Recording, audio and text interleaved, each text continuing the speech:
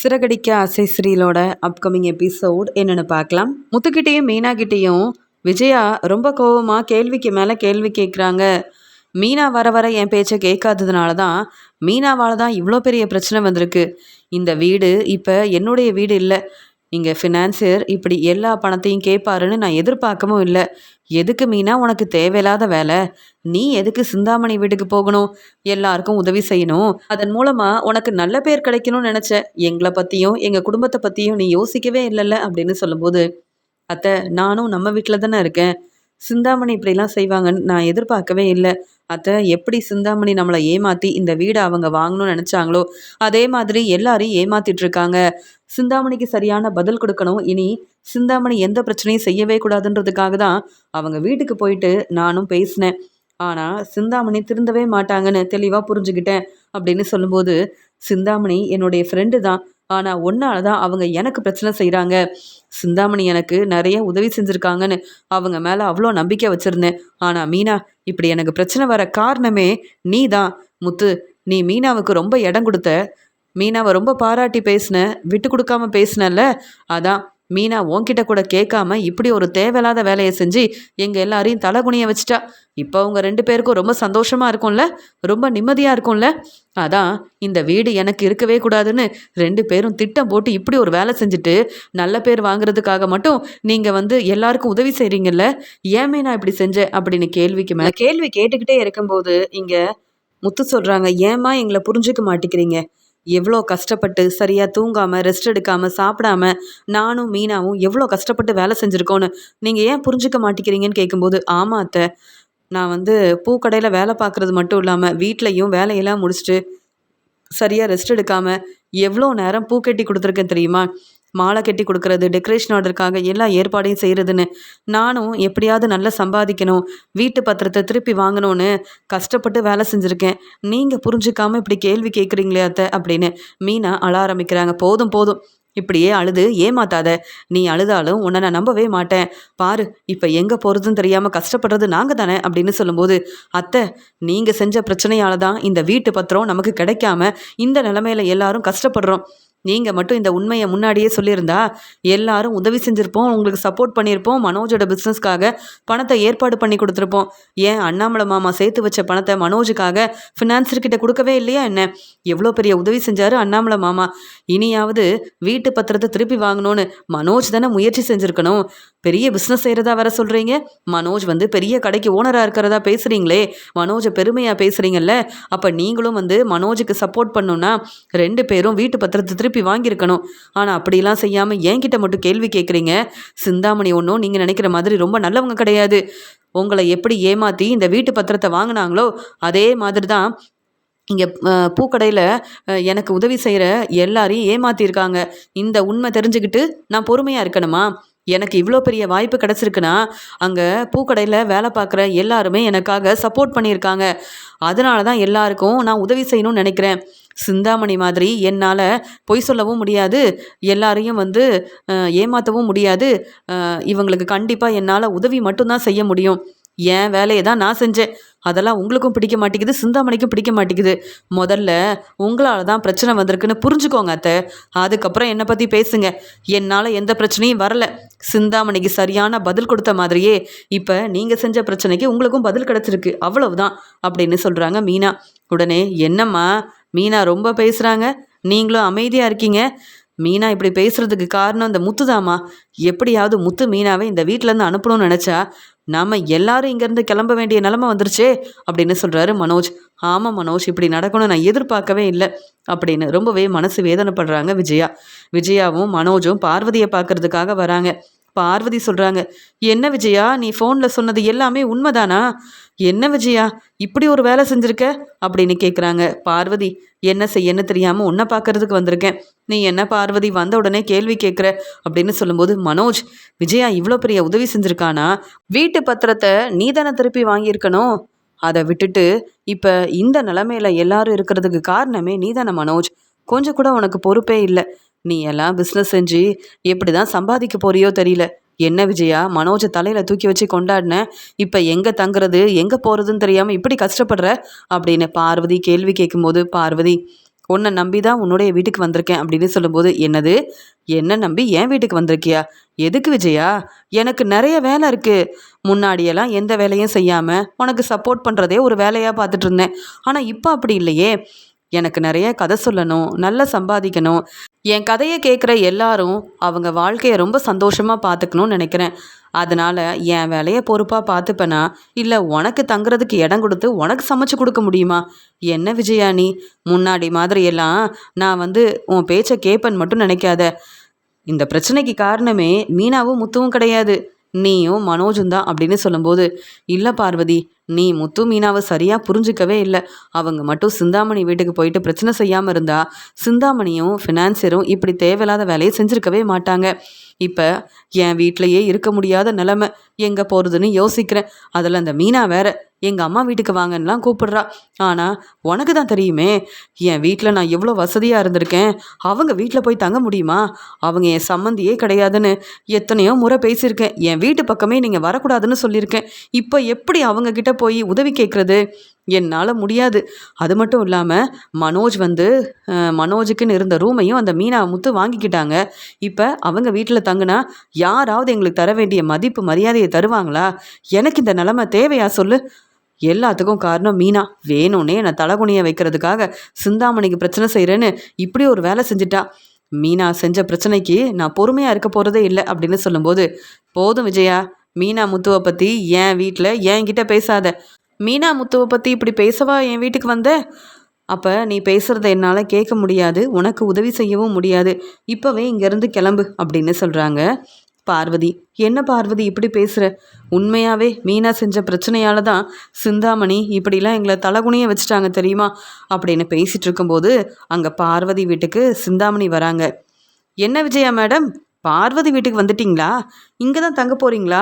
பரவாயில்லையே, உங்கள் ஃப்ரெண்டு பார்வதி இப்போயாவது உங்களுக்கு உதவி செய்யணும்னு யோசிச்சு ஒரு நல்ல முடிவாக எடுத்திருக்காங்க. இதை கேட்கும்போது ரொம்பவே சந்தோஷமாக இருக்குது. என்ன பார்வதி, விஜயாவும் மனோஜும் உங்கள் வீட்டில் தான் தங்க போகிறாங்களா? விஜயாவை ரொம்ப நல்லபடியாக பார்த்துக்கோங்க, உங்கள் ஃப்ரெண்டாச்சே அப்படின்னு சொல்லும்போது, போது சிந்தாமணி, நீங்கள் எதுக்கு இப்போ இங்கே வந்திருக்கீங்க அப்படின்னு கேட்குறாங்க பார்வதி. உங்கள் எல்லாரையும் பார்க்கறதுக்காக தான் வந்தேன், பேசுகிறதுக்காக தான் வந்தேன். ஏன் பார்வதி, எப்பயுமே நான் விஜயா மேடம் கிட்ட பேச உங்கள் வீட்டுக்கு தானே வருவேன். இப்போ என்ன புதுசாக கேள்வி கேட்குறீங்கன்னு சொல்லும்போது, நீங்கள் தானே விஜயா வீட்டில் உள்ள எல்லாருக்கும் பிரச்சனை செஞ்சுருக்கீங்க, அப்புறம் எதுக்காக எங்களை பார்த்து பேசணுன்னு வந்திருக்கீங்கன்னு சொல்லும்போது, நான் தான் சொன்னேன்ல, இவங்க மருமக மீனா என் வேலையில் தலையிடாமல் இருந்திருந்தா நானும் அமைதியாக இருந்திருப்பேன். இங்கே விஜயாவுக்கும் மனோஜுக்கும் எவ்வளவோ உதவி செஞ்சேன், ஆனால் அவங்க தான் எனக்கு எந்த உதவியும் செய்யலை, என்னை புரிஞ்சிக்கவும் இல்லை. அப்படி இருக்கும்போது நான் மட்டும் பொறுமையாக இருக்கணுமா அப்படின்னு சொல்லும்போது, சிந்தாமணி, உங்ககிட்ட நான் வேணும்னா மன்னிப்பு கேட்குறேன். என் வீட்டு பத்திரத்தை எப்படியாவது திருப்பி வாங்கி கொடுங்க. மனோஜ் நல்லா சம்பாதிச்சு அந்த பணத்தை திருப்பி தந்துடுவான் அப்படின்னு பேசுகிறாங்க விஜயா. போதும் விஜயா, இன்னுமா மனோஜை நம்புறீங்க? மனோஜ் மேலே உங்களுக்கு நிறைய நம்பிக்கை இருக்குது போல, அதான் மனோஜை விட்டு கொடுக்காம பேசுகிறீங்க. ஆனால் நான் அப்படி யோசிக்க முடியாது. ஏன்னா மனோஜை பற்றி எனக்கு ரொம்ப நல்லா தெரியும். மீனாவுக்கு நிறைய திறமை இருக்குது, மீனா நல்லா சம்பாதிச்சு முன்னேறுவாங்கன்னு எனக்கு தெரியும். ஆனால் மனோஜ் அப்படி இல்லை. ரோகிணியால் தான் மனோஜுக்கு இந்த கடையே கிடச்சிருக்கு. ரோகிணியால் தான் மனோஜ் இப்போ நல்ல பிஸ்னஸ் செய்கிறாருன்னு நீங்கள் யோசிக்கிறீங்க. இந்த கடைக்கு ஓனர் ஆனதுக்கு காரணமே ரோகிணி தானே. மனோஜ் தன்னுடைய திறமையால் முன்னேறணும்னு நினச்சாலும் மனோஜால் அப்படி செய்யவே முடியாது. ஏன்னா மனோஜுக்கு சரியாக பிஸ்னஸை பார்த்துக்கவும் தெரியல, கடையை நடத்தவும் தெரியல. இதில் மனோஜ் மேலே உள்ள நம்பிக்கையில் இந்த பணத்தை நான் ஃபினான்சர்கிட்ட வாங்கி கொடுத்தேன்னு நினைக்கிறீங்களா? உங்கள் வீடு எனக்கு கிடைக்கணும், அதனால தான் நான் இப்படி ஒரு ஏற்பாடெல்லாம் செஞ்சேன். உங்களுக்கு உண்மையாகவே உதவி செய்யணுன்றது என்னுடைய எண்ணமே கிடையாது. இந்த உண்மையை மீனா தெரிஞ்சுக்கிட்டு என்னால் உங்கள் வீட்டில் யாருக்கும் எந்த பிரச்சனையும் வரக்கூடாதுன்றதுக்காக தான் அவங்களுக்கு தெரிஞ்ச எல்லாரையும் கூப்பிட்டு தேவையில்லாமல் பேசி பிரச்சனை செஞ்சாங்க. நானும் பொறுமையாக இருக்கக்கூடாதுன்னு உங்களுக்கு சரியான பதில் கொடுத்துட்டேன். இதுக்கு மேலே உங்களுக்கு உதவி செய்ய முடியாது. உங்கள் வீடு எனக்கு தான் கிடைக்க போகுது. உங்கள் வீட்டுக்கு நான் தான் ஓனராக இருக்க போகிறேன். உங்களால் இனி எதுவுமே செய்ய முடியாது. மீனாவால் தான் பிரச்சனை வந்தது. மீனா அமைதியாக இருந்திருந்தா, இந்த வாய்ப்பு எனக்கு கிடச்சிருந்தா நான் எதுக்கு இப்படிலாம் செய்ய போகிறேன்? மீனா செஞ்ச பிரச்சனையால் தான் சரியான பதில் கொடுக்கறதுக்காக நானும் இப்படிலாம் செஞ்சுருக்கேன். இப்போவாது தெளிவாக புரிஞ்சுக்கிட்டீங்களா? உங்களுக்கு உதவி செய்யணுன்ற எண்ணம் எனக்கு இல்லை, அப்படி எந்த அவசியமும் எனக்கு இல்லை. இனியாவது கவனமாக இருங்க. மீனாவை தலையில் தூக்கி வச்சு யாரும் கொண்டாடாதீங்க அப்படின்னு சொல்லிட்டு அங்கேருந்து கிளம்பி வராங்க சிந்தாமணி. என்ன விஜயா பார்த்துக்கிட்டே இருக்க? சிந்தாமணி என்னுடைய ஃப்ரெண்டு. அவங்க கிட்ட தான் நான் வந்து என் வீட்டில் நடக்கிற பிரச்சனையை பற்றி பேசுவேன்னு ரொம்ப பெருமையாக பேசினேன். பாத்தியா, பிரச்சனைக்கு காரணம் சிந்தாமணி. மீனா செய்கிற உதவியை புரிஞ்சுக்காம எப்படி பேசுகிறாங்க பாரு. இனியாவது மீனா முத்துவை புரிஞ்சுக்க விஜயா அப்படின்னு சொல்லும்போது, பார்வதி, நீ தான் இனி எனக்கு உதவி செய்யணும். உனக்கே தெரியும், எங்கே தங்குறது எங்கே போகிறதுன்னு தெரியாமல் ரொம்ப கஷ்டப்படுறேன். அதனால் நீ தான் நல்லா சம்பாதிக்கிறல்ல, உன்கிட்ட நிறைய பணம் இருக்கும். உன்னுடைய பையனுக்கும் நீ பணம் கொடுக்கறது இல்லைன்னு தெரியும். நீ உதவி செஞ்சனா, பணம் கொடுத்தனா, வீட்டு பத்திரத்தை திருப்பி வாங்கிடுவேன். நீ எனக்கு உதவி செய்வியா? என் பையன் மனோஜ் வந்து எப்படியாவது இந்த பணத்தை திருப்பி தந்துடுவான். என் மேலே உள்ள நம்பிக்கையில் நீ எனக்கு உதவி செய்யணும்னு சொல்கிறாங்க விஜயா. என்ன விஜயா இப்படி பேசுகிற? சிந்தாமணியே மனோஜை நம்ப முடியாதுன்னு சொல்கிறாங்க. மனோஜை பற்றி சிந்தாமணி புரிஞ்சுக்கிட்டாங்க, நான் புரிஞ்சுக்காம இருப்பேனா என்ன? மனோஜ் வந்து தன்னுடைய திறமையால் முன்னேறணும்னு நினச்சிருந்தா உண்மையாக நேர்மையாக தன்னுடைய வேலையை செஞ்சு நல்லா சம்பாதிச்சு உன்னுடைய வீட்டு பத்திரத்தை திருப்பி வாங்கி தந்திருப்பான். ஆனால் மனோஜ் அப்படி இல்லையே. ரோகிணிக்கு டிவோர்ஸ் கொடுக்கணும், சீக்கிரமாகவே கல்யாணம் ஏற்பாடு செய்யணும்னு நினச்சானே தவிர்த்து பிஸ்னஸை பார்த்துக்கணுன்ற எண்ணம் மனோஜுக்கு கொஞ்சம் கூட இல்லை. மனோஜை நம்பி இவ்வளோ பணத்தை எப்படி தர முடியும்? நீ அப்புறம் பணத்தை தராமல் என்னை ஏமாத்திட்டேன்னா? நீ என் ஃப்ரெண்டு தான், அதுக்காக நான் கஷ்டப்பட்டு சம்பாதிச்ச பணத்தை உனக்கு தரணுன்ற அவசியம் எனக்கு இல்லையே. அதனால நீ என்னை பார்த்து பேச வரலாம், ஆனால் நீ என் வீட்டில் தங்கவும் முடியாது, உனக்கு தேவையான பணத்தை என்னால் தரவும் முடியாது. ஏன்னா உன்னையும் நம்ப முடியாது, மனோஜையும் நம்ப முடியாது. மீனா முத்துவை மட்டும்தான் நான் நம்புவேன் அப்படின்னு சொல்லும்போது, என்ன பார்வதி இப்படியெல்லாம் பேசுகிறேன்னு சொல்லும்போது, உடனே மனோஜ் வந்து, அம்மா என்னை இவங்க நம்பலைன்னா எதுக்குமா உதவி கேட்குறீங்க? நான் தான் பெரிய பிஸ்னஸ் செய்கிறேன். நீங்கள் சொன்ன மாதிரி நிறையா படிச்சிருக்கிறது நான் தான். என் பிஸ்னஸை நல்லபடியாக பார்த்துப்பேன்னு எனக்கு நம்பிக்கை இருக்குது. எதுக்குமா இவங்க கிட்டலாம் பணம் கேட்குறீங்க? மீனா முத்துவுக்கு தாம்மா இவங்க எல்லாரும் இங்கே வந்து உதவி செய்வாங்க, சப்போர்ட் பண்ணுவாங்க. நம்மளை யாரும் கண்டுக்க மாட்டாங்கம்மா. ஒரு பக்கம் சிந்தாமணி இப்படி பேசிட்டு போகிறாங்க, இன்னொரு பக்கம் பார்வதியத்தை இப்படி பேசுகிறாங்க. என்னால் இவங்க பேசுகிறதெல்லாம் கேட்டுட்டு பொறுமையாக இருக்க முடியாது. எங்கே தங்குறதுன்னு யோசித்தேன். ஆனால் இவங்களும் இங்கே தங்க இடம் கொடுக்கவே மாட்டேன்னு சொல்லிட்டாங்க. பேசாமல் கிளம்புவோமா அப்படின்னு சொல்கிறாங்க. இரு மனோஜ், என் ஃப்ரெண்டு தானே பார்வதி, அவள் என்ன வேணாலும் பேசட்டும். இருந்தாலும் என் மேலே உண்மையாகவே பார்வதிக்கு நிறைய அக்கறை இருக்குது, மறுபடியும் பேசி பார்க்குறேன்னு சொல்கிறாங்க. அந்த சமயம் அங்கே பார்வதியோட ஃப்ரெண்டு வராரு. சிவன், நீங்களாவது என்னை புரிஞ்சுக்கிட்டு எங்களுக்கு உதவி செய்யணும், நீங்கள் என் ஃப்ரெண்டுக்கிட்ட பேசுங்களேன் அப்படின்னு சொல்லும்போது, பார்வதி உங்கள் ஃப்ரெண்டு தான், நீங்களே பேச வேண்டிதானே? நான் அவங்களுக்கு வேலையில் உதவி செய்கிறேன், அவ்வளவுதான். மற்றபடி எந்த முடிவெடுக்கணுன்னாலும் உங்கள் ஃப்ரெண்டு பார்வதி தான் யோசித்து முடிவெடுக்கணும். என்ன விஜயா மேடம், நீங்களே இப்படி செய்வீங்களா? இங்கே சிந்தாமணியை பற்றி பார்வதிக்கே ரொம்ப நல்லா தெரியுது. அவங்கள நம்பி வீட்டு பத்திரத்தை வேற கொடுத்துருக்கீங்க. இதில் நீங்கள் தான் வந்து யோசிக்காமல் இப்படி ஒரு வேலை செஞ்சுருக்கீங்க. இதில் என்னால் எந்த உதவியும் செய்ய முடியாதுன்னு சொல்லும்போது விஜயாவுக்கு ரொம்ப கோவம் வருது. எனக்குன்னு உதவி செய்ய யாருமே இல்லைல்ல அப்படின்னு. பார்வதி, உங்ககிட்ட மன்னிப்பு கேட்குறேன், என்னை புரிஞ்சுக்கோன்னு சொல்லும்போது, வேண்டாம் விஜயா, நீ இங்கே இருக்கவும் வேண்டாம், உனக்கு நான் உதவி செய்யவும் வேண்டாம். எனக்கு நிறைய வேலை இருக்குது, என் ஃப்ரெண்டு வேற வந்துட்டாரு, மறுபடியும் நான் கதை சொல்லணும். அப்போ தான் என் குடும்பத்தை பார்த்துக்க முடியும், என் வாழ்க்கையை பார்த்துக்க முடியும். உனக்கு உதவி செஞ்சால் மட்டும் நீ எனக்கு நல்லது செய்வியா என்ன? என் பையன் இப்போ வரைக்கும் என்கிட்ட பேசுகிறதே இல்லை, அதுக்கு காரணம் நீ தானே. இப்போ உனக்கு ஒரு பிரச்சனைன உடனே நான் உதவி செய்யணும்னு நினைக்கிறேன்ல, நான் எதையும் மறக்கவே இல்லை விஜயா. நீ முதல்ல திருந்தணும். உண்மையாகவே நான் மனசு மாதிரி உதவி செய்யணும்னா நீ மீனா முத்துவை ஏற்றுக்கணும். அதுக்கப்புறம் எப்படி உதவி செய்யணும்னு எனக்கு தெரியும். மீனா முத்துவை ஏளனமாக பேசுகிற, அவங்கள இப்போ வரைக்கும் புரிஞ்சிக்க மாட்டேங்கிற, அவங்க செய்கிற உதவியை யோசிக்கவே மாட்டேங்கிற. உனக்கு நான் உதவி செஞ்சாலும் எனக்கும் இந்த நிலமை தானே இருக்கும். நான் செய்கிற உதவியை நீ பெருசாக எடுத்துக்கவும் மாட்டேன், யோசிக்கவும் மாட்டேன். உனக்கு உதவி செய்கிறத விட நான் என் வேலையை பார்க்குறது தான் நல்லதுன்னு எனக்கு தோணுது. இப்போ இங்கேருந்து கிளம்புறியா? உன் வீட்டில் எல்லாரும் யோசித்து என்ன முடிவெடுக்கிறாங்களோ அதே மாதிரி நீ அங்கேயே தங்கு. மீனா வீட்டில் தங்குனாதான் வந்து மீனா வீட்டில் உள்ள எல்லாரையும் நீ வந்து புரிஞ்சுப்ப அப்படின்னு சொல்லிடுறாங்க. உடனே பதில் பேச முடியாமல், மனோஜ் நம்ம கிளம்பலாம், இனி பார்வதி கிட்ட பேசி ஒரு பிரயோஜனமும் இல்லைன்னு விஜயாவும் மனோஜும் ரொம்ப கோவமாக அங்கேருந்து கிளம்பி வராங்க. பார்வதி யோசிக்கிறாங்க, இனியாவது மீனா முத்துவோட அருமை பெருமையை மனோஜும் விஜயாவும் புரிஞ்சுக்கணும். இல்லைனா விஜயா என் ஃப்ரெண்டே இல்லைன்னு தான் நானும் யோசித்து ஒரு நல்ல முடிவாக எடுக்க முடியும். விஜயாவுக்கு என்னால் எப்பயும் உதவி செய்யவே முடியாது. உதவி செஞ்சாலும் அதெல்லாம் பெருசாக யோசிக்கவே மாட்டா இந்த விஜயா அப்படின்னு பார்வதி வந்து யோசிக்கிறாங்க. முத்து எப்படியாவது நல்லா சம்பாதிக்கிறோன்னு சரியாக சாப்பிடாம ரெஸ்ட் எடுக்காமல் இங்கே எப்பயுமே சவாரிக்கு போகிறது, மீனா கிட்ட ஃபோனில் பேசுகிறதுன்னு இருக்கும்போது இங்கே அண்ணாமலை வந்து, என்ன மீனா, முத்து எப்போ வருவான் அப்படின்னு கேட்கும்போது, வீட்டு பத்திரத்தை நம்மளால் திருப்பி வாங்கவே முடியாமல் இப்போ எங்கள் அம்மா வீட்டுக்கு வந்துட்டோம். இருந்தாலும் நமக்காக ஒரு வீடு பார்த்து நம்ம எல்லாரும் அங்கே போகணும்னு உங்கள் பையன் முத்து யோசிக்கிறாரு. அதுக்காக நிறைய பணம் தேவைப்படும். அதான் கஷ்டப்பட்டு வேலை செய்கிறாரு அப்படின்னு சொல்லும்போது, முத்துவும் மீனாவும் இவ்வளோ கஷ்டப்படுறாங்களே அப்படின்னு மனசு வேதனைப்படுறாரு. இங்கே வந்து அண்ணாமலை சேர்த்து வச்ச பணத்தை மனோஜுக்காக ஃபினான்சர்கிட்ட கொடுக்காம இருந்திருந்தா இப்போ அந்த பணம் எனக்கு பிரயோஜனமாக இருந்திருக்கும். மனோஜுக்காக நான் எவ்வளவோ செஞ்சுருக்கேன். ஆனால் மனோஜ் இப்போ எதையும் கண்டுக்காமல் இருக்கான். மனோஜ் என்னுடைய 27 லட்ச ரூபா பணத்தை வேற எடுத்துகிட்டு போனான். அந்த பணத்தையும் திருப்பி தரல. அந்த பணம் இருந்திருந்தா முத்து ரவின்னு எல்லாருக்கும் சேர வேண்டிய பணத்தை சரியாக கொடுத்துருப்பேன். இப்படி ஒரு நிலைமை எனக்கு வந்திருக்காது. நான் தான் கஷ்டப்படுறேன்னா என் பசங்களும் இப்போ என்ன செய்யன்னு தெரியாமல் யோசிக்கிறாங்க. எப்படியாவது பணத்தை சேர்த்து வைக்கணும்னு இவ்வளோ கஷ்டப்படுறாங்களே அப்படின்னு யோசிக்கிறாரு அண்ணாமலை. அந்த சமயம் மீனா, மாமா நீங்கள் சாப்பிட வாங்க மாமா அப்படின்னு சொல்லும்போது, இல்லை முத்து வரட்டும் அப்படின்னு சொல்லும்போது, இல்லை இன்னைக்கு உங்கள் பையன் முத்து ரொம்ப நேரம் கழித்து தான் வருவார். அது வரைக்கும் நீங்கள் சாப்பிடாம இருந்தால் எப்படின்னு சொல்லும்போது, முத்து எதுக்காகமா இவ்வளோ கஷ்டப்படணும்? நான் தான் இத்தனை நாள் விஜயா பேச்சை கேட்டுட்டு நம்ம குடும்பத்தை பற்றி யோசிக்காமல் சரியாக கவனமே இல்லாமல் இருந்துட்டேன்னு இப்போ தான் எனக்கு புரிய வருது. என்னால் தான் இந்த பிரச்சனை வந்திருக்கு.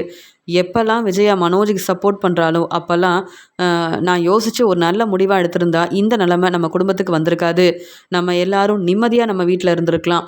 விஜயாவும் நம்ம எல்லாரையும் இப்படி ஏமாத்திருக்கவே மாட்டா அப்படின்னு அண்ணாமலை பேசும்போது, நடந்ததை பற்றி பேசவே வேண்டாம், இனி நடக்க போகிறது எல்லாமே நல்லபடியாக நடக்கும்னு மட்டும் யோசிப்போம் அப்படின்னு ஆறுதலாக பேசுகிறாங்க மீனா. முத்து ரொம்ப நேரம் கழிச்சு வீட்டுக்கு வராரு. முத்து மாப்பிள்ள நீங்கள் சாப்பிட்டுட்டு ரெஸ்ட் எடுங்கன்னு சொல்கிறாங்க சந்திரா. இல்லை அத்தை நான் சாப்பிட்டுட்டேன். மீனா இன்னைக்கு கஷ்டப்பட்டு சம்பாதிச்ச பணம், இந்த பணத்தை நீ சேர்த்து வை. எப்படியாவது நம்ம வீடு பார்த்துட்டு தனியாக போயிடலாம். அது மட்டும் இல்லாமல் நம்ம எல்லாரையும் நம்ம தான் பார்த்துக்கணும் அப்படின்னு சொல்லும்போது, அதெல்லாம் சரிதாங்க, நம்ம வீட்டில் உள்ள எல்லாரையும் நம்ம நல்லபடியாக பார்த்துக்கலாம். ஆனால் அண்ணாமலை மாமா தான் ரொம்பவே யோசிக்கிறாரு, ரொம்ப கஷ்டப்படுறாருன்னு சொல்லும்போது, எப்படியாவது நமக்குன்னு ஒரு வாய்ப்பு கிடைக்காமையா இருக்கும்? நம்ம இப்படியேவா கஷ்டப்பட போகிறோம்?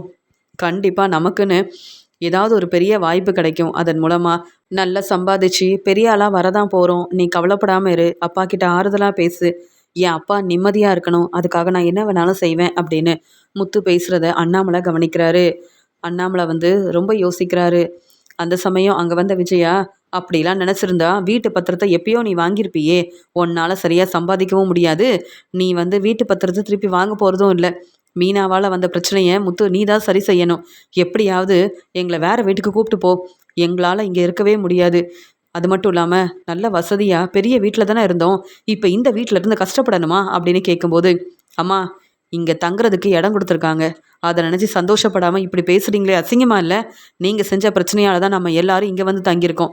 என் மாமியார் நீங்கள் பேசுனதெல்லாம் மறந்துட்டு உதவி செய்யணும்னு நினைக்கிறாங்க.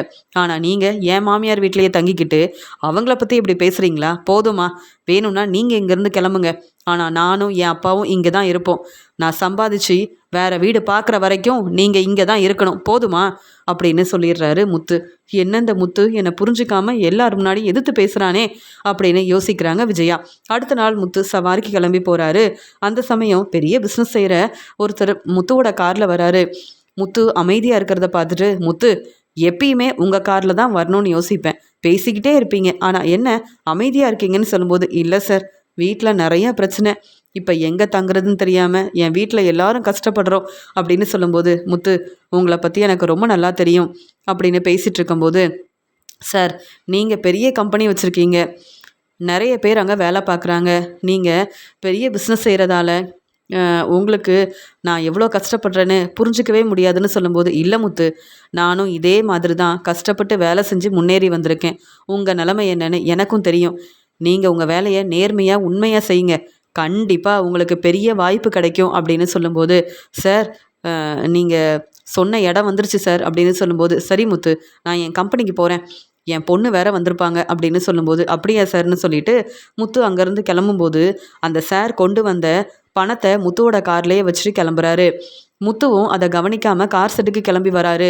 அங்கே வந்து பார்க்கும்போது தான் முத்து கவனிக்கிறாரு, அந்த சாரோட பை நம்ம கார்லேயே இருக்குதே அப்படின்னு சொல்லிட்டு யோசிக்கும்போது, அந்த சார் பெரிய பிஸ்னஸ் செய்கிறாரு, அவரோட பையை விட்டுட்டு போயிட்டாரே, அவர் கண்டிப்பாக அவர் கம்பெனியில் தான் இருப்பார், மறுபடியும் போய் இந்த பையை அவர்கிட்டயே கொடுத்தா தான் நல்லது அப்படின்னு சொல்லிட்டு முத்து உடனே அங்கேருந்து கிளம்பும்போது, அங்கே வந்து செல்வம், முத்து என்னாச்சுப்பா, நீ இப்போ தானேப்பா கார் செட்டுக்கு வந்தேன்னு கேட்கும்போது, ஆமாம் செல்வம், இப்போ தான் வேலையெல்லாம் முடிச்சுட்டு வந்தேன். சவாரி முடிச்சுட்டு வந்துட்டோம், கொஞ்ச நேரம் ரெஸ்ட் எடுக்கலான்னு பார்த்தேன். என் காரில் பெரிய பிஸ்னஸ் செய்கிற ஒருத்தர் வந்திருந்தாரு. என்கிட்ட பேசிட்டே வந்தார். அவர் கம்பெனிக்கு போகும்போது அவர் கொண்டு வந்த பையை விட்டுட்டு போயிட்டாரு. கண்டிப்பாக இந்த பை எங்கே இருக்குன்னு தெரியாமல் தேடுவார்.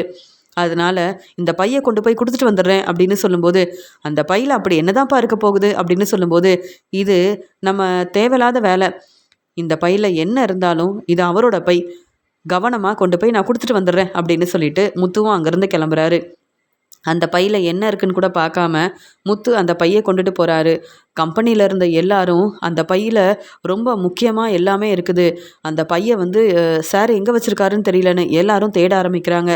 அப்பா என்னப்பா இப்படி கவனமே இல்லாமல் இருந்திருக்கிறீங்கன்னு அந்த சாரோட பொண்ணு கேள்வி கேட்க, என்ன செய்ய, பெரிய பெரிய பிஸ்னஸ் செய்கிறேன், ஆனால் இப்போ அந்த பையை எடுத்துகிட்டு வரணும்னு கூட எனக்கு ஞாபகமே இல்லை பாத்தியா அப்படின்னு சொல்லும்போது, அந்த சமயம் அங்கே வந்த முத்து, சார் உங்கள் பை என்கிட்ட இருக்குது சார், நீங்கள் இந்த பையை காரில் விட்டுட்டு வந்துட்டீங்க சார் அப்படின்னு சொல்லும்போது, முத்து உண்மையாகவே நீங்கள் இந்த பையை கொண்டு வந்து கொடுக்கும்போது எனக்கு அவ்வளோ சந்தோஷமாக இருக்குது. ஏன்னா புது பிஸ்னஸ் ஆரம்பிக்கிறதுக்கு தேவையான எல்லா பணத்தையும் இந்த பையில் தான் வச்சுருந்தேன் அப்படின்னு சொல்லும்போது, என்ன சார் சொல்கிறீங்கன்னு கேட்க, என்ன முத்து இந்த பையில் என்ன இருக்குன்னு கூட நீங்கள் பார்க்கலையான்னு கேட்கும்போது, எப்படி சார் நான் பார்க்க முடியும், இது உங்கள் பை, நான் இந்த பணத்தை வந்து பார்க்க வேண்டிய அவசியமே இல்லையே, இந்த பையில் என்ன இருக்குன்னு பார்க்கணுன்னு நான் ஏன் சார் நினைக்கணும்னு சொல்லும்போது, முத்து செஞ்ச உதவியை நினச்சி சந்தோஷப்படுறாரு அந்த சார். உடனே முத்து வந்து இவ்வளோ பெரிய உதவி செஞ்சுருக்காருன்னு அந்த சாரோட பொண்ணு நன்றி சொல்கிறாங்க. நீங்கள் மட்டும் இந்த பையை கொண்டு வந்து கொடுக்கலனா புது பிஸ்னஸ் ஆரம்பிக்கிறத பற்றி நாங்கள் பேசியிருக்கவே முடியாது. இன்னைக்கு எங்கள் அப்பா வந்து புது பிஸ்னஸ் ஆரம்பிக்கிறதுக்காக எல்லா ஏற்பாடையும் செஞ்சார். ஆனால் இப்போ தான் நீங்கள் இந்த பையை கொண்டு வந்து கொடுத்ததுக்கப்புறமா தான் நாங்கள் சந்தோஷமாக இருக்கோம். அப்பா முத்து செஞ்ச உதவியை மறக்கவே முடியாது. என் அப்பா ரொம்ப கஷ்டப்பட்டு வேலை செஞ்சு இந்த நிலமையில வந்திருக்காரு. என் அப்பாவோட பிஸ்னஸை நானும் பார்த்துக்கணும்னு நினச்சி என்னையும் வர வச்சாரு முத்து. நீங்கள் உண்மையாகவே பெரிய உதவி செஞ்சுருக்கீங்கன்னு அங்கே வந்து அந்த சார் மட்டும் இல்லாமல் அவங்க பொண்ணும் முத்துவை ரொம்ப பாராட்டி பேசுகிறாங்க. முத்து நீங்கள் கார் டிரைவராக இருக்கிறீங்க, நாங்கள் புது கம்பெனி ஆரம்பிக்க போகிறோம், புது பிஸ்னஸ் ஆரம்பிக்க போகிறோம், அங்கே வேலை பார்க்குற எல்லாருக்கும் நாங்கள் வந்து காரெல்லாம் ஏற்பாடு பண்ணி கொடுக்குறோம். நீங்கள் தான் காரை பற்றி ரொம்ப நல்லா தெரியும்னு சொல்லியிருக்கீங்கல்ல, அதனால் பேசாமல் இந்த பெரிய பொறுப்பான வேலையை நீங்கள் பார்த்துக்கிட்டா என்ன, அங்கே வர காரெல்லாம் சரியான நேரத்துக்கு தான் அங்கே வந்து எல்லாரையும் கூப்பிட்டு வராங்களான்னு அங்கே வேலை செய்கிற ஒவ்வொருத்தரையும் கவனிக்க வேண்டிய பொறுப்பு உங்களோட பொறுப்பு தான் அப்படின்னு சொல்லும்போது, சார் என்ன சார் சொல்கிறீங்கன்னு கேட்கும்போது, ஆமாம் முத்து, அது மட்டும் இல்லாமல் என் பிஸ்னஸை என் பொண்ணு மட்டும்தான் தனியாக பார்த்துக்க போகிறாங்க. இனி நீங்களும் இந்த பிஸ்னஸை எப்படி செய்யணும்னு கேட்டு தெரிஞ்சுக்கிட்டு அவங்களுக்கு சப்போர்ட் பண்ணிங்கன்னா, உதவி செஞ்சிங்கன்னா ரொம்ப நல்லா இருக்கும். ஏன்னா நான் வந்து பெரிய கம்பெனி ஆரம்பிக்கிறதுனால என்னால் என் பிஸ்னஸையே பார்த்துக்க முடியல. புது பிஸ்னஸை என் பொண்ணு பார்த்துக்கணும்னு நினைக்கிறேன். ஆனால் நீங்கள் உங்கள் வேலையை ரொம்ப நேர்மையாக உண்மையாக செய்கிறீங்க. நீங்கள் நினச்சிருந்தா இந்த பையில் பணம் தான் இருக்குன்னு தெரிஞ்சுக்கிட்டு இந்த பையை என்கிட்ட தராமல் இருந்திருக்கலாம், இந்த பணத்தை கொண்டு வராமல் இருந்திருக்கலாம். நானும் அதை கேட்க போகிறதில்ல. ஏன்னா உங்கள் காரில் தான் என் பை இருக்குன்னு எனக்கு எந்த யோசனையும் இல்லை, ஞாபகமும் இல்லை. அதனால் நீங்கள் செஞ்ச உதவியை என்னால் மறக்க முடியாது. நீங்கள் ரொம்ப நேர்மையாக இருக்கிறதுனால கண்டிப்பாக நான் கொடுக்குற இந்த பரிசை வாங்கிக்கணும் அப்படின்னு அந்த சாரும் அவங்க பொண்ணும் யோசித்து முத்துவுக்கு நிறைய பணம் கொடுக்குறாங்க. சார் எனக்கு எதுக்கு சார் இந்த பணம் அப்படின்னு கேட்கும்போது, முத்து இந்த பணத்தை வச்சுக்கோங்க, நீங்கள் செஞ்ச உதவியை நானும் மறக்கலை, அதே மாதிரி நான் இந்த பணத்தை கொடுத்துருக்கேன், இந்த வேலையை கொடுத்துருக்கேன்னு நீங்களும் மறக்கக்கூடாது. நீங்கள் இதே மாதிரி எப்பயுமே நல்லது செய்யணும், எல்லாருக்கும் உதவி செய்யணும் அப்படின்னு சொல்லும்போது சந்தோஷப்படுறாரு முத்து. என் காரில் வந்த இந்த சார் ரொம்ப நல்லவராக இருக்கார், இவர் பெரிய கம்பெனிக்கு ஓனராக இருக்காருன்னு நினச்சேன். ஆனால் நான் செஞ்ச உதவிக்காக எனக்கு இவ்வளோ பெரிய உதவி செய்யணும்னு நினச்சிருக்காங்கன்னா அந்த சார் உண்மையாகவே ரொம்ப நல்லவர் தான் அப்படின்னு அந்த பணத்தை எடுத்துக்கிட்டு மீனாவை பார்க்குறதுக்காக சந்தோஷமாக கிளம்பி வராரு முத்து.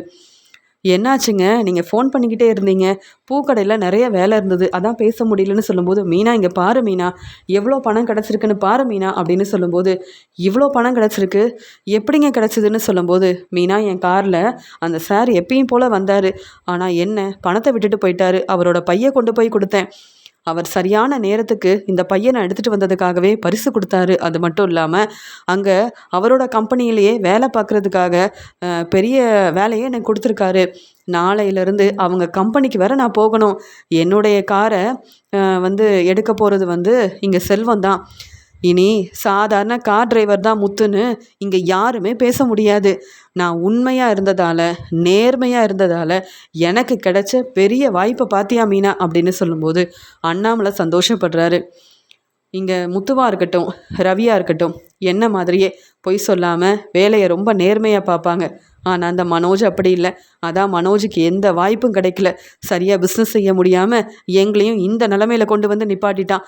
ஆனால் முத்து செஞ்ச உதவியால் இப்போ இவ்வளோ பெரிய வாய்ப்பு கிடச்சிருக்கா, அது மட்டும் இல்லாமல் இவ்வளோ பெரிய பரிசு கிடச்சிருக்கா அப்படின்னு அண்ணாமலை சொல்லும்போது ஆமாப்பா அப்படின்னு சந்தோஷப்படுறாரு முத்து. உடனே அங்கே வந்த மனோஜ் வந்து என்னது, உன்னை நம்பி இவ்வளோ பணம் கொடுத்துருக்காங்களா, பேசாமல் இந்த பணத்தை என்கிட்ட கொடு, நான் தானே பெரிய பிஸ்னஸ் செய்கிறேன், இந்த பணத்தை நான் பார்த்துக்கிறேன், பிஸ்னஸை நல்லபடியாக நடத்துவேன், இந்த பணத்தை வச்சு நீ என்ன செய்ய போகிற, பணத்தோட அருமை பெருமை முத்து மீனாவுக்கு தெரியவே தெரியாது. அதான் சேர்த்து வச்ச பணத்தை எல்லாருக்கும் உதவி செய்கிறேன்னு கொடுத்துருவாங்க. இவங்களால மாடியில் ரூம் கட்டவே முடியல, இந்த பணத்தை வச்சு மட்டும் என்ன செய்ய போகிறாங்க அப்படின்னு சொல்லும்போது முத்து சொல்கிறாரு, ஏன் எனக்குன்னு வீடே கட்டுவேன், இந்த பணத்தை வச்சு என்ன செய்ய போகிறேன்னு மட்டும் பாரு. ரூம் கட்டலைனா என்ன, இப்போ நம்ம அந்த வீட்லேயா இருக்கோம், ரூம் கட்டியிருந்தாலும் அங்கேருந்து எல்லாரும் கிளம்பி தானே வரணும். எனக்கு மட்டும் இல்லை, மீனாவுக்காக புதுசாக வீடே கட்டுவேன். என்னை பற்றி நீ என்ன யோசிக்கிற, என்ன நினைக்கிற? ஏன் மனோஜ், நீ மட்டும்தான் நல்லா சம்பாதிக்கிறேன்னா அப்போ வீட்டு பத்திரத்தை திருப்பி வாங்கியிருக்கலாமே. உன்னை பற்றி நீ பெருமையாகவே பேசிட்டுரு. ஆனால் நாங்கள் அப்படி இல்லை. செஞ்ச உதவிக்காக எங்களுக்கு கிடைச்ச பரிசை என்ன செய்யணும்னு எங்களுக்கு தெரியும். நீ எல்லாம் திருந்தவே மாட்ட அப்படின்னு சொல்லும்போது அம்மா என்னம்மா இந்த முத்து இப்படி பேசிகிட்டு இருக்கான், நீங்களும் பார்த்துட்டு அமைதியாக இருக்கீங்க அப்படின்னு சொல்கிறாரு மனோஜ். என்ன மனோஜ், நீ எதுக்கு முத்துக்கிட்ட பேசிகிட்டு இருக்க? முத்துவும் மீனாவும் எப்பயுமே நல்ல பேர் கிடைக்கணுன்றதுக்காக ஏதாவது உதவி செஞ்சுக்கிட்டே இருப்பாங்க. ஆனால் என்ன, அவங்க செய்கிற உதவிக்காக அவங்களுக்கு பெரிய பரிசெல்லாம் கிடைக்குது. இனி முத்து கார் டிரைவராக இல்லை, பெரிய கம்பெனியில் வேலை பார்க்க போகிறானாமே, அப்போ முத்துவுக்கு நிறைய பணம் கிடைக்குமா மனோஜ் அப்படின்னு கேட்கும்போது ஆமாம்மா, எனக்கும் தெரியும். அங்கே பெரிய பிஸ்னஸ் செய்கிற அந்த சார் வந்து பெரிய பெரிய கம்பெனியெல்லாம் நடத்திட்டுருக்காரு. முத்து மேலே உள்ள நம்பிக்கையில் இவ்வளோ பணம் கொடுத்துருக்காருன்னா அப்போ முத்துவுக்கு நிறைய பணம் கிடைக்கும், நல்ல வருமானம் வரும். முத்து சொன்ன மாதிரியே புதுசாக வீடு வாங்கினாலும் வாங்கிடுவான் அப்படின்னு சொல்லும்போது என் வீடு இல்லாமல் நான் இங்கே வந்து தங்கியிருக்கேன். நானும் பார்வதி கிட்ட உதவி கேட்டேன், சிந்தாமணி கிட்ட உதவி கேட்டேன், யாருமே உதவி செய்ய முடியாதுன்னு சொல்லிட்டாங்க. என் நிலைமையை பாரு, என் வீட்டில் இருந்தேன், ரொம்ப சந்தோஷமாக என் வாழ்க்கையை பார்த்துக்கிட்டேன். ஆனால் இப்போ என் வீடும் இல்லாமல் இவ்வளோ கஷ்டப்படுறேன். ஆனால் முத்துவுக்கு மட்டும் எப்படி தான் இவ்வளோ பெரிய வாய்ப்பு கிடைக்குதுன்னு ஒன்றுமே புரியல அப்படின்னு ரொம்பவே பொறாமப்படுறாங்க விஜயா. இங்கே முத்துவுக்கு கிடைச்ச வாய்ப்பை நல்லபடியாக பயன்படுத்தணும், மீனாவை நல்லா பார்த்துக்கணும். என் அப்பா இப்போ இந்த வீடும் கிடைக்கலையேன்னு கஷ்டப்படுறாரு. நான் மீனாவுக்காக புதுசாக வீடு வாங்கினா என் அப்பாவையே கூப்பிட்டு போக முடியும்ல, என் அப்பாவை நான் சந்தோஷமாக பார்த்துக்க முடியும்ல. எப்பயுமே மனோஜ் தான் முக்கியம்னு மனோஜ் மேலே நம்பிக்கையாக இருக்கிற என் அம்மாவை எதுக்கு நான் கண்டுக்கணும்? மனோஜும் என் அம்மாவும் எப்பயுமே என்னை புரிஞ்சிக்க மாட்டாங்க. ஆனால் நான் செஞ்ச உதவியால் கண்டிப்பாக புதுசாக வீடு வாங்குவேன். மீனாவும் என் அப்பாவும் இதெல்லாம் பார்த்து சந்தோஷப்படுவாங்கன்னு. முத்து ரொம்ப கஷ்டப்பட்டு வேலை செய்கிறாரு. முத்து தனக்கு கிடைச்ச வாய்ப்பை நல்லபடியாக பயன்படுத்தணும், அதன் மூலமாக என் அப்பா சந்தோஷமாக இருக்கணும்னு நினச்சி நல்லா சம்பாதிக்கிறதுனால இங்கே முத்துவும் இந்த பிஸ்னஸை எப்படியெல்லாம் செய்யணும்னு கேட்டு தெரிஞ்சுக்கிறாரு. அதனால் முத்துவுக்கு நிறைய வருமானம் வருது. அந்த சார் வந்து முத்து, நீங்கள் ரொம்ப நேர்மையாக எனக்கு இந்த பிஸ்னஸில் பெரிய உதவி செஞ்சுருக்கீங்க, அதனால் உங்களுக்கு இவ்வளோ வருமானம் வருதுன்னு அந்த பணத்தை மறுபடியும் இங்கே முத்துக்கிட்ட கொடுக்கும்போது முத்து சந்தோஷப்படுறாரு. முத்து மீனாவுக்காகவும் அண்ணாமலைக்காகவும் புது வீடு வாங்கும்போது மீனாவையும் அண்ணாமலையும் புது வீட்டுக்கு கூப்பிட்டு போகிறாரு. இதெல்லாம் பார்த்துட்ருக்க விஜயா ரொம்பவே கோவமாக என்ன இந்த முத்து நம்மளை கண்டுக்கவே மாட்டிக்கிறான். ஆனால் முத்து சொன்ன மாதிரியே மீனாவுக்காக புது வீடு வாங்கிட்டானே, நான் தான் என்னுடைய வீடு இல்லாமல் இந்த நிலமையில இருக்கேன். ஆனால் முத்துவுக்கு புது வீடு கிடச்சிருக்கு, புது வேலை கிடச்சிருக்கு, நல்லா சம்பாதிக்கிறான். முத்து சாதாரண கார் டிரைவர்னு நினச்சேன், ஆனால் முத்து சொன்ன மாதிரியே இப்படி புது வீட்டுக்கு ஓனர் ஆயிட்டானே அப்படின்னு யோசிக்கிறாங்க. பார்வதி எப்பயுமே முத்து மீனாவை விட்டு கொடுக்காம ரொம்பவே சப்போர்ட் பண்ணி பேசும்போது நான் ரொம்ப கோவப்படுவேன். ஆனால் இப்போ முத்து சொன்ன மாதிரியே புது வீடு வாங்கிட்டான், ஆனால் அந்த வீட்டுக்கு என்னால் தான் போக முடியாது. ஏன்னா முத்து மீனாவை ரொம்பவே ஏளனமாக பேசி தலகுனியை வச்சுருக்கேன். இப்போ நானும் அந்த வீட்டுக்கு வருவேன்னு எப்படி இவங்கக்கிட்ட கேட்க முடியும், எப்படி பேச முடியும்? ஆனால் முத்து மீனாவோட வாழ்க்கையில் அவங்க நினைக்கிறது எல்லாமே நடக்குது. இந்த மனோஜை நம்பி நான் தான் ஏமாந்து போய் இருக்கேன். இப்போ வீடும் இல்லாமல் நான் தான் கஷ்டப்படுறேன். ஆனால் முத்து ரொம்ப சந்தோஷமாக கிடைச்ச வாய்ப்பை நல்லபடியாக பயன்படுத்தி இப்போ புதுசாக பிஸ்னஸ்லாம் வேறு தெரிஞ்சுக்கிட்டு நல்லா சம்பாதிக்கிறானே. முத்துவுக்கு இவ்வளோ திறமை இருக்கா? எனக்கு இப்போ தான் முத்துவை பற்றி தெரிய வருது. முத்துவோட அருமை பெருமை என்னன்னு நான் ரொம்ப நல்லா புரிஞ்சுக்கிட்டேன். அப்படின்னு விஜயா யோசிக்கிறாங்க. வீட்டில் இருக்க அண்ணாமலை, ரவி, ஸ்ருதி எல்லாரும் முத்துவை ரொம்பவே பாராட்டி பேசுகிறாங்க. முத்து, நீ சாதாரண கார் டிரைவர் தான், உன்னால் நிறையா சம்பாதிக்க முடியாதுன்னு மனோஜை தலையில் தூக்கி வச்சு கொண்டாடினாங்கல்ல இங்கே விஜயா.